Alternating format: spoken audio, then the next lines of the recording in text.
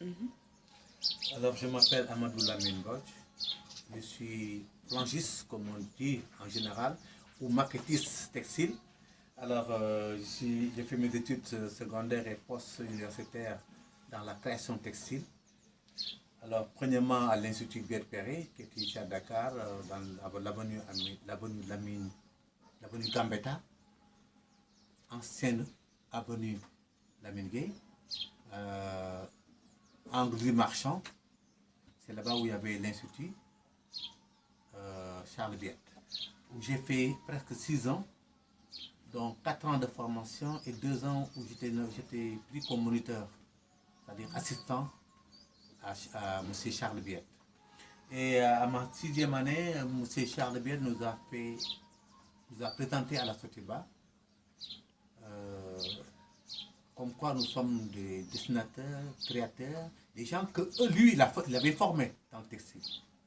Alors quand on est parti à la Sotiba à l'essai, et tout de suite, on était au nombre de 4, tous les 4 ont été pris. Alors, après nous avons fait un stage de 3 mois, et moi je suis sorti major de cette formation. Et c'était en quelle année? C'était en 66. D'accord. Fin 66, début 67. De novembre 66 à février 67. D'accord. Ensuite, de là-bas, on est rentré au centre de formation de la Sotiba, où on a suivi des cours de dessin textile, des cours de création de maquettes, des cours de gravure, des cours de photogravure et une aperçu sur l'impression. Donc, on était formés comme étant des techniciens textiles spécialisés en impression. De là-bas, quand on est après 1 an, nous sommes intégrés comme des techniciens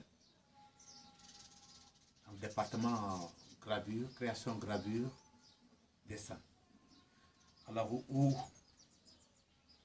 avec un cycle de formation que la Sotiba avait signé avec l'Institut Zaghafi de Paris, les anciens locaux de la CNF, La CNF, le c'est? comptoir Niger français. D'accord. Comptoir Niger français. C'était une société française, hein, mais il distribuait le textile en Afrique.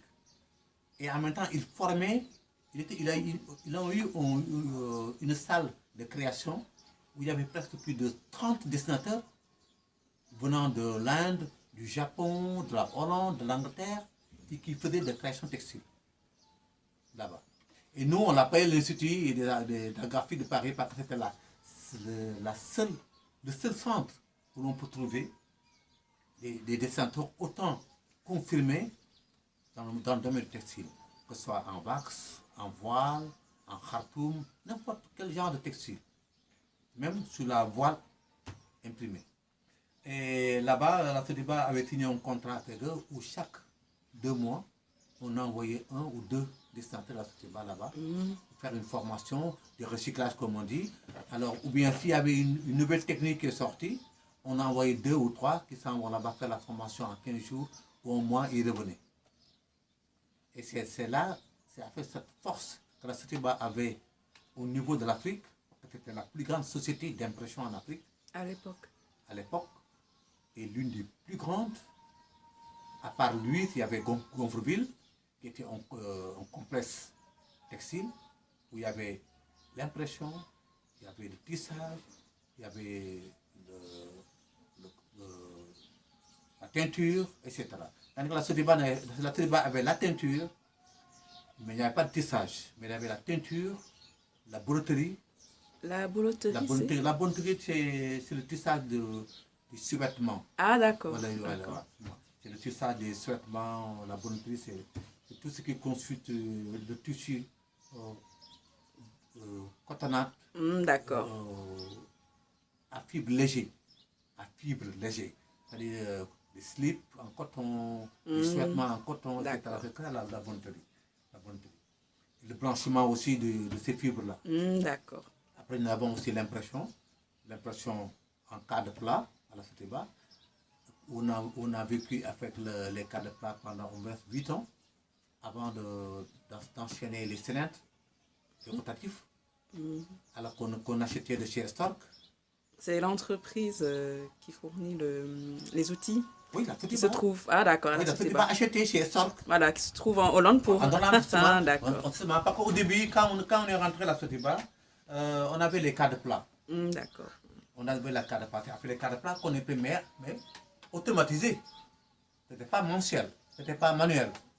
Mais les cadres plats, on est monté sur les machines et c'est la machine qui imprime, qui faisait le jeu de l'impression. Tout était calculé. Après, maintenant qu'on a fait 8 ans sur les cadres plats, on a laissé les cadres plats parce que ce n'était pas trop rentable. Tandis que le cylindre est plus rentable. Alors, on est parti chez Stork où on a fait quelques stages de 1 semaine, on revient, 2 semaines, on revient, etc. Alors, pour former la plupart des techniciens qui étaient là-bas. Alors, chez Stork, on a appris à se familiariser avec les cylindres d'impression. Alors, de là-bas, on a fait la gravure pour les cylindres, sur les cylindres, la photogravure sur les cylindres. Alors, et de là, on a fait la gravure et la photogravure sur des cylindres, qui constituent beaucoup de domaines à apprendre dessus. Parce que de la gravure, nous avons les films où il faut dessiner, les films où il faut photographier. Donc, nous avons des scanners, nous avons eu des plotters. Ensuite, et la photogravure, nous avons l'induction sur les cylindres, la polymérisation sur les cylindres, les retouches des cylindres et la photogravure sur les cylindres. Et une fois photographié, le dessin photographié, comprends mon dessin comme ça. Ça, c'est par exemple une de vos planches que vous faites, que vous faisiez jusqu'à présent, que vous faites bien sûr, jusqu'à habituellement. présent, je fais des planches. Voilà, là, je comprends mon dessin que nous avons ici, qui a été fait par moi, qui était pour un client gambien, qui n'est pas venu le prendre, au Libanais de la Gambie. Vous voyez ce dessin-là, on avait tout ce qui est noir ici, et à l'intérieur. Ça, c'est une couleur à part. Donc, on fait ce qu'on appelle une sélection de ces couleurs. Et ensuite, nous avons tout ce qui est bleu. Il faut faire une sélection de ces couleurs. Tout ce qui est vert, on fait une sélection de ces couleurs. Alors, on sort chaque couleur, en C'est fait. ce qu'on appelle une d'accord. sélection de couleurs. Et ça, c'est ce qu'on appelle la gravure du dessin. Et une fois avoir toutes ces couleurs-là rassemblées sur plusieurs films, on attaque ce qu'on appelle la photogravure. La photogravure consiste à reprendre chaque couleur qui est ici, à photographier sur un cylindre. Le noir doit avoir son cylindre à lui, le vert doit avoir son cylindre à lui, le vert doit avoir son cylindre à lui, le rose ou rouge qui est là doit avoir son cylindre à lui. Et ce qu'on appelle la photogravure. Et chaque dessin a son propre nom, on va dire par exemple Bien sûr, derrière. bien sûr. C'est-à-dire ce qui sert de fond au dessin, comme ici les entrelignes, c'est le contrefond, si je ne me Voilà, trompe pas. là, c'est ce qu'on appelle le contrefond. Ah, d'accord. C'est-à-dire là, c'est le motif. Vous voyez les motifs qui est là. Et entre les motifs, il y a un vide ici. Donc ce vide-là, il faut le remplir. Et c'est ça qu'on appelle le contrefond. D'accord. Alors le contrefond maintenant, ça dépend de l'idée du client. Le client peut vous amener, vous dire, écoute, moi je veux ce motif-là. Vous me le faites sur mon tissu, mais le contrefond qui est là, je ne le veux pas. Je veux ce contrefond-là. Faites-moi un contrefond comme ça. Ah, il y en a des milliers, en fait. Et ces contrefons-là, soit lui, il vous l'amène, soit nous, dans nos archives que nous avons, Ah voilà, dans nos archives que nous avons, D'accord. alors on fait sortir d'autres contrefonds qu'on lui propose. D'accord. Comprends, moi, j'ai des paquets ici qui me font des milliers et des milliers de contrefonds. Alors, qui me permettent de... N'importe quel motif que vous m'amenez, je peux chercher un contrefond qui peut aller avec. D'accord. Vous voyez, comprendre ce dessin-là aussi. Vous voyez, nous avons un contrefond qui est là. Ce contrefond-là est adaptable à ce dessin-là. Mais ce contrefond-là, on pourrait le faire ici. Et en fait, là, on voit que la disposition peut varier, comme vous dites, en quinconce. Non, mais bien sûr. Alors, bien sûr. pour ceux qui... Bien sûr, pour ceux qui ne connaissent pas. savoir. Parce qu'en quinconce, voilà, ça c'est une position en quinconce. Les motifs s'en vont en quinconce, en oblique. En oblique, d'accord. Tandis que nous avons une disposition où les motifs sont en sauté.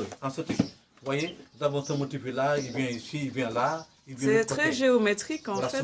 Parce que, tu sais, C'est des trésors. vous voyez, tout ça sont des créations qui... Mais dont j'en puise pour faire d'autres. Ah là, c'est à partir de ça que vous Oui, j'ai fait des recherches, je prends un motif, je fais... Vous voyez, comme ce dessin-là. Je l'avais repris, Mais jusqu'à présent, je ne l'ai jamais les terminé. aimes? Je ne l'ai jamais terminé.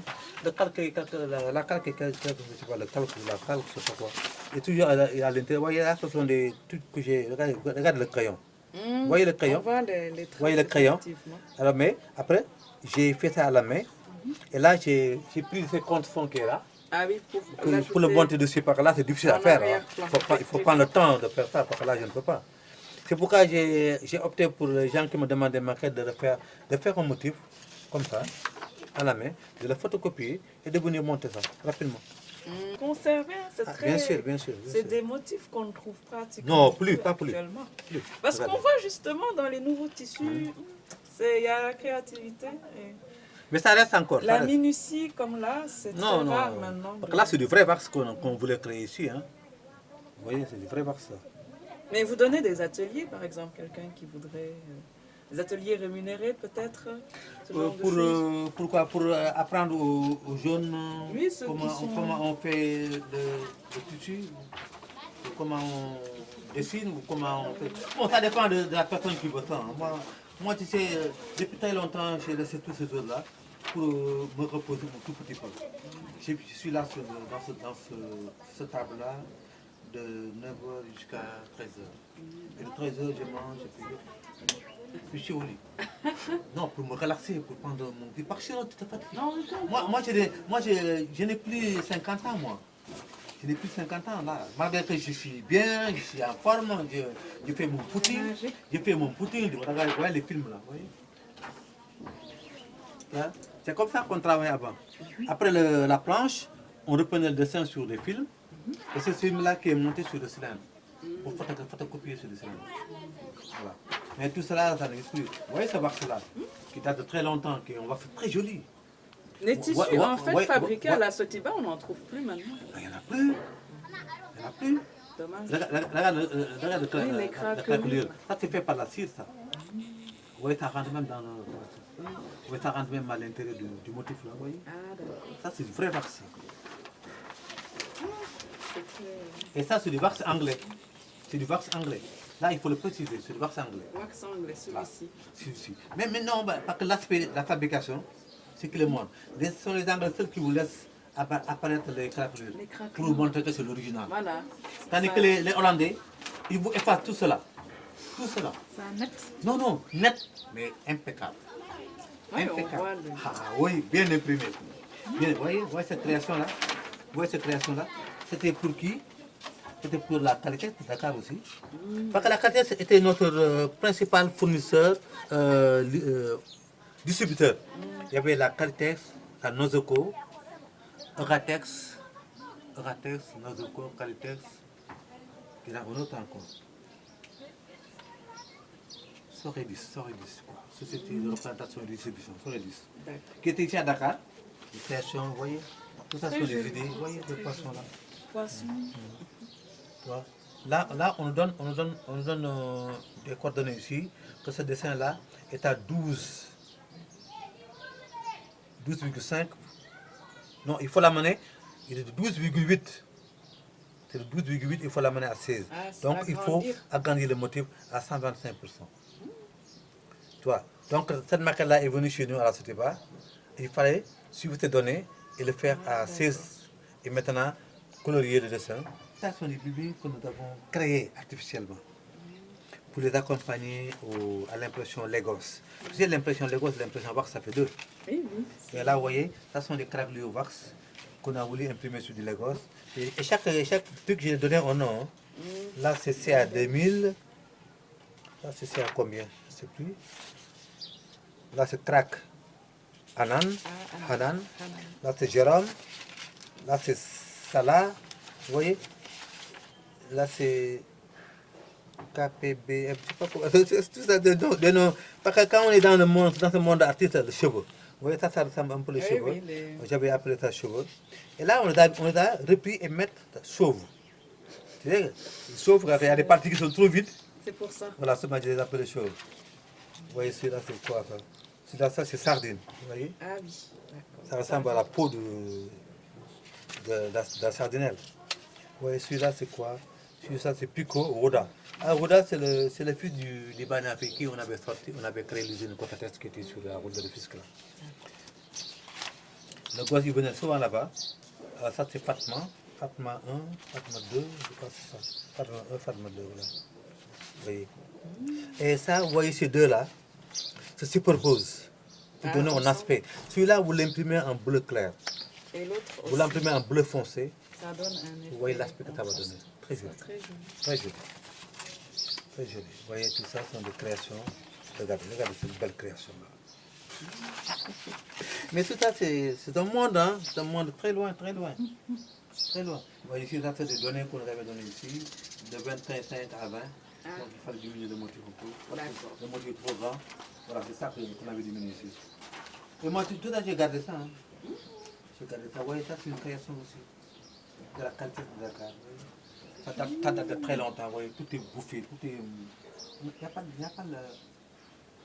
l'année. Tout ça, c'est parti. Tout ça, c'est parti.